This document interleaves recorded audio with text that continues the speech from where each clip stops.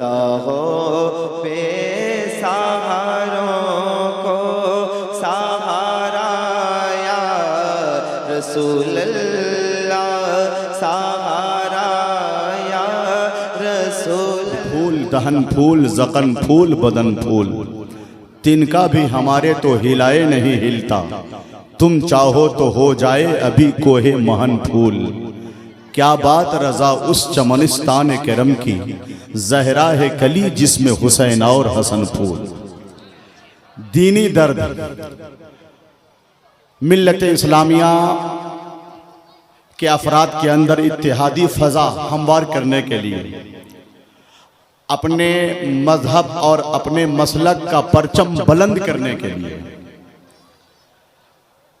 تبلیغ و اشاعت کا کارواں آگے بڑھانے کے لیے، نسل نو میں عشق محمدی بھرنے کے لیے، اپنے اندر اپنی زندگی میں تبدیلی پیدا کرنے کے لیے، اپنے مستقبل کو آباد کرنے کے لیے جلسوں میں لوگ شرکت کرتے ہیں۔ کچھ نہ کچھ مقصد ہوتا ہے کہ میں جاؤں گا دین سیکھنے جاؤں گا، علماء کی زیارت کروں گا، مفتیان کرام کہ لبھائے مقدس سے نکلنے والے جملے ہماری زندگی میں انقلاب برپا کریں گے، شورا میرے آقا علیہ الصلوۃ والتسلیم کی تعریف کریں گے تو ہم جھوم جائیں گے، خوش ہوں گے، اپنے آقا کی بارگاہ میں جلسہ گاہ سے ہی خیرات پیش کر لیں گے۔ اگر یہ مقاصد، اگر یہ منصوبے، اگر یہ مشن آپ کا ہے تو جلسے میں بیٹھنے کا طور طریقہ، تہذیب اور آپ کی ترتیب بھی اسی قسم کی ہونی چاہیے۔ آج کے دور میں ترقی یافتہ دور ہے، ایک ایک سیکنڈ کی اپنی اہمیت ہوتی ہے، وقت کی اپنی اہمیت ہمیشہ رہی ہے۔ آج کا دور ترقی یافتہ دور کہلاتا ہے، جدید ٹیکنالوجی اور سائنس کا دور کہلاتا ہے۔ اگر آج بھی ہوش و خرد سے ہم نے کام نہیں لیا، آج بھی ہم ماضی والا رویہ اپناتے رہے، آج بھی اپنے بچوں کے مستقبل کو نہیں سوچا، آج بھی اسلامی ماحول برپا نہیں کیا، آج بھی تعلیمات اسلامیہ سے خود کو آشنا نہیں کیا، آج بھی جلسے میں ہم بکھرے رہے، ہمارے سامنے کوئی منصوبہ نہ ہو، کوئی لائحہ عمل نہ ہو، کوئی مشن نہ ہو زندگی کا، کوئی مقصد نہ ہو، تو آپ سوچئے آپ کی نشست، آپ کا اٹھنا بیٹھنا قابل اعتراض ہے کہ نہیں؟ میں چاہوں گا کہ علماء، خطبہ، مشائخ مظہر اسلام کانفرنس میں بڑی تعداد میں آئے، بڑی تعداد میں لوگ بھی ہیں، گھوم رہے ہیں، پھر رہے ہیں، مٹر گشتیاں کر رہے ہیں، سیر و سیاحی کر رہے ہیں۔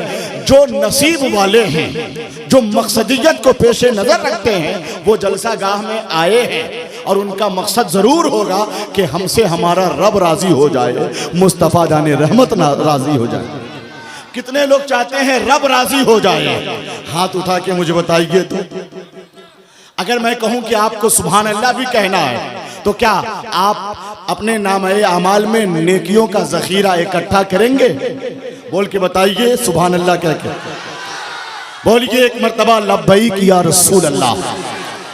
چلیے تھوڑی بہت اگر سماعت کو کی حسن کاری کی جائے تو یہ جلسہ پرسا کا انشاءاللہ اتنا کامیاب ہوگا کہ مجھے ان لوگوں سے مطلب نہیں ہے جو گھومنے آئے ہیں، دنیا کہاں جا رہی ہے اس سے مطلب نہیں ہے، ہم ملت اسلامیہ کے نوجوانوں کا رخ مدینہ شریف کی طرف کریں گے۔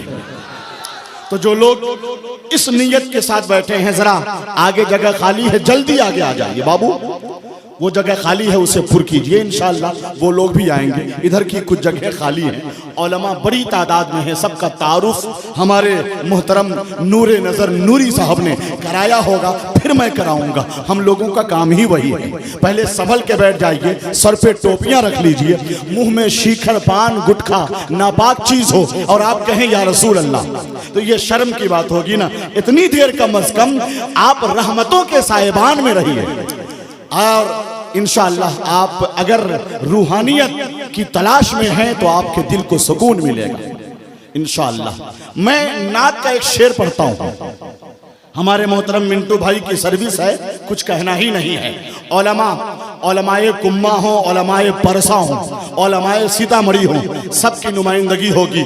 کون سرپرست ہے، کون سربراہ ہے، کون قائد ہے، سب بتایا جائے گا، سب کی آمد ہوگی۔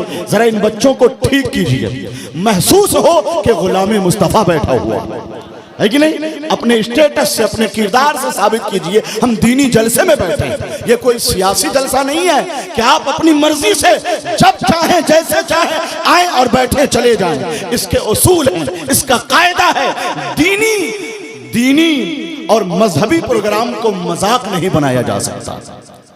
تو میں ایک شعر پڑھتا ہوں، اس بچے کو اٹھائیے، کہیے اگر بہت زیادہ نیند آ رہی ہے تو گھر چلا جائے، یہاں بیٹھے تو ایسے بیٹھے کہ علماء دیکھیں تو دعا مل جائے۔ سبحان اللہ۔ موبائل کے کیمرے کم استعمال کیجئے، خود کو ہوش و خرد کے دائرے میں رکھیے۔ زمانہ بہت تیزی کے ساتھ آگے بڑھ رہا ہے، ابھی اپنے وجود کو، اپنی فکر کو، اپنے جذبات کو بھی نہیں سنبھالیں گے تو کیسے کاروان عشق و عقیدت آگے بڑھے گا؟ محبت کا کہ ماحول میں پروان چڑھیے اور نسل نو کی ترغیب کیجئے۔ نعت کا ایک شعر پڑھتا ہوں، جمیل ہے ہی نہیں دل نشین ہے ہی نہیں۔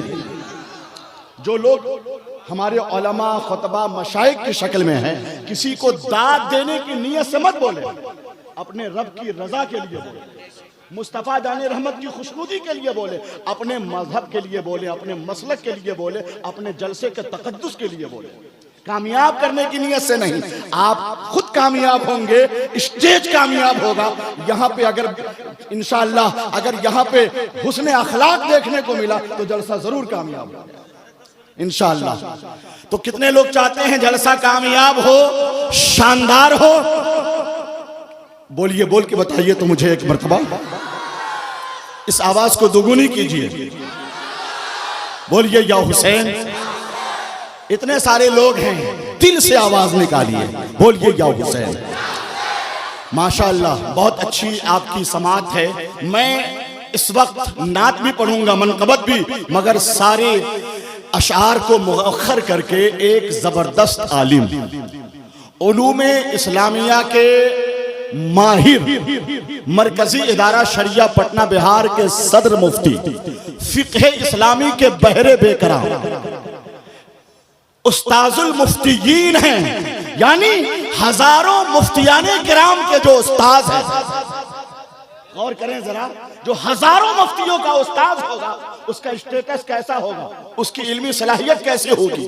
وہ عام عالم نہیں ہوگا، وہ مفتیوں کا باپ ہے، مفتیوں کا استاذ ہے وہ۔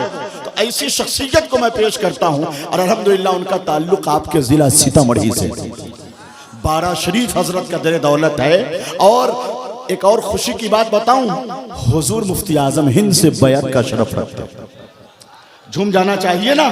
میں استاذ العلماء فقیہ اصل مرید مفتی اعظم ہند حضرت علامہ مفتی حسن رضا نوری صدر مفتی ادارہ شریعہ پٹنہ بہار کا پہلے خطاب کراتا ہوں۔ اشارہ ہوا ہے حضرت مولانا انصار الحق صاحب کی طرف سے، حضرت مولانا ذاکر حسین صاحب، دیگر علماء کی طرف سے۔ تو آئیے نعرہ لگائیے، نعرہ تکبیر، زبردست نعرہ ہو۔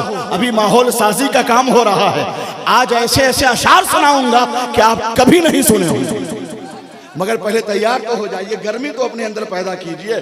نعرہ تکبیر، ہاتھ اٹھاتے ہیں تو سب لوگ اٹھائیے، جو نوجوان ہے وہ اٹھائے، بڑے بزرگ نہیں، بوڑھے لوگ نہیں، وہ آگئے کافی ہے۔ نوجوان ہاتھ اٹھائیے، پہلے اٹھائیے نوجوان، بولیے نعرہ تکبیر، آواز دوگونی، نعرہ رسالت، مسلک اعلی حضرت، مظہر اسلام کانفرنس، جامعہ رضویہ مظہر اسلام، جشن دستار بندی، علماء اہل سنت، شورائ اہل سنت، حضور مفتی حسن رضا نوری پٹنہ۔